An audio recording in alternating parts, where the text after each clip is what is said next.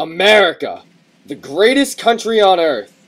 What does it mean to be a citizen of America? What are the characteristics of being a good citizen? Who are good citizens? Do good citizens save cats from burning buildings? Or do they dedicate their lives to teaching about citizenship? Does being a good citizen mean storming the beaches of Normandy? Do good citizens stand up for what they believe in?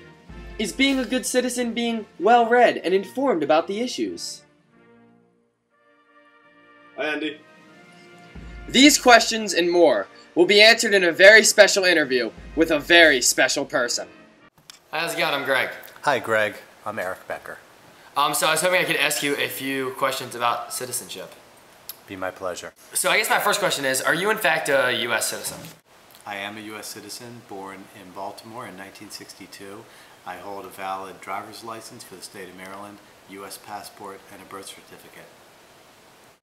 After confirming that my father was in fact a U.S. citizen, I had him take me to school on the issues of citizenship. My first question for you is, what is citizenship?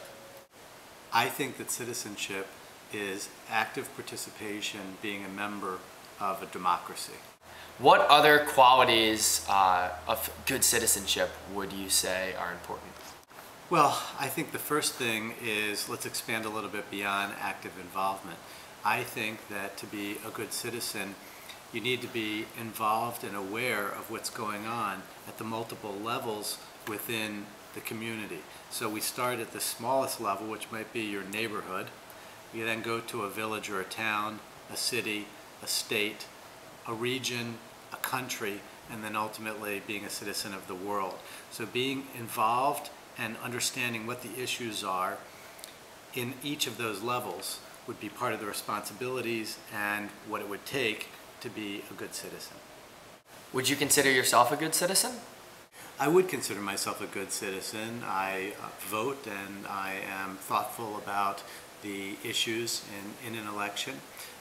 And I've tried to be active in my community at a variety of different levels to ensure that there is justice and good functioning within our community. So that's something that I've been involved with.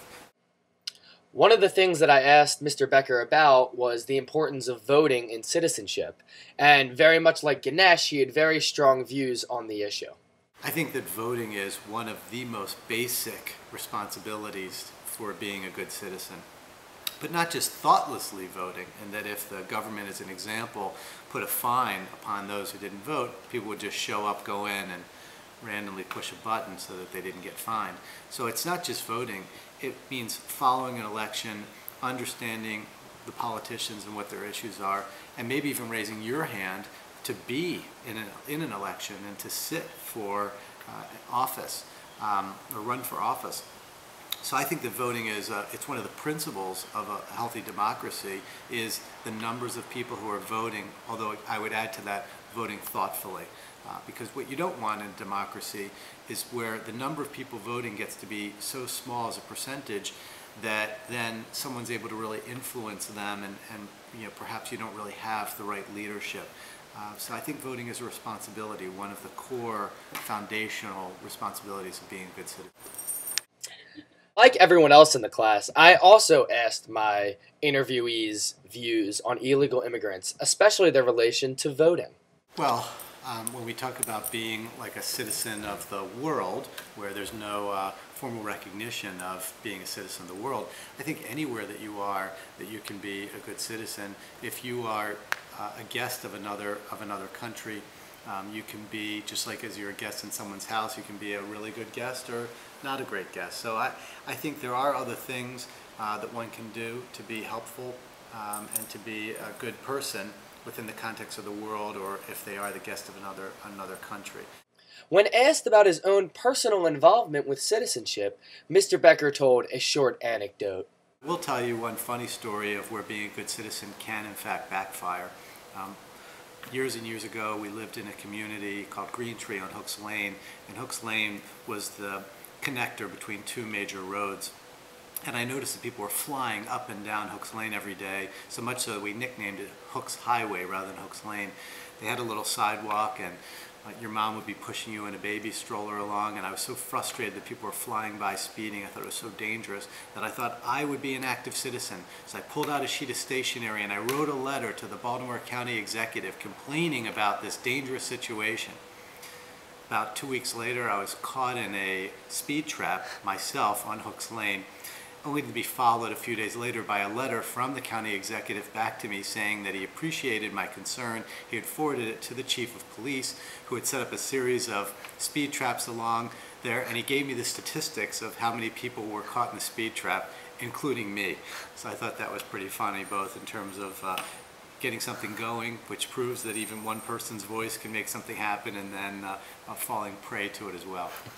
Finally, Mr. Becker left us with some parting words on the threats to citizenship and democracy, and also told us a little bit about how he would form his own democracy.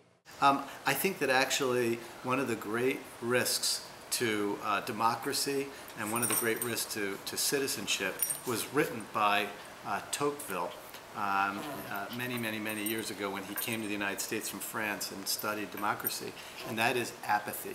And there are lots of different reasons that can cause apathy.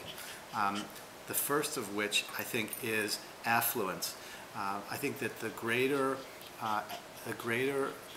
richer that a nation becomes, the easier it is for people to not really understand what it was that made that nation great and what it was that their forefathers had done to achieve a level of freedom and democracy. And so that's the thing that I worry about the most, and I think is actually the root cause of people being disaffected, not as involved in their community, and that is, I think, one of the greatest risks to a democracy.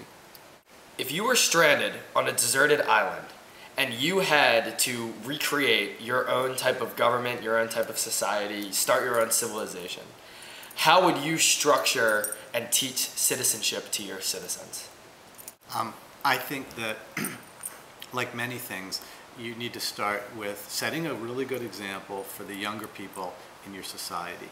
And so I think the first way to teach citizenship is for the parents or the older people on the island that you're mentioning to demonstrate good citizenship and to set a good example. And the second way to do it, I think, is by encouraging that next generation to be actively involved in their community. And I think the way to do that is through a variety of different methods that could be public service, things like things that we have, like the Peace Corps, volunteering, getting involved in social issues or other issues in a community. I think that's a great way to engage people where they can see firsthand how a democracy works. And those would be the two things that I would do in order to teach good citizenship. Set a good example, and then make sure that that next generation had the opportunity and the obligation to participate in the society in a productive, positive way so that they could learn and see firsthand what it takes and how great it can be when a democracy works. Anything else you want to tell? Is there anything else you want to tell me about citizenship or any of your other beliefs? More rights for dogs. More rights for dogs. So what did we learn from this average, everyday American citizen?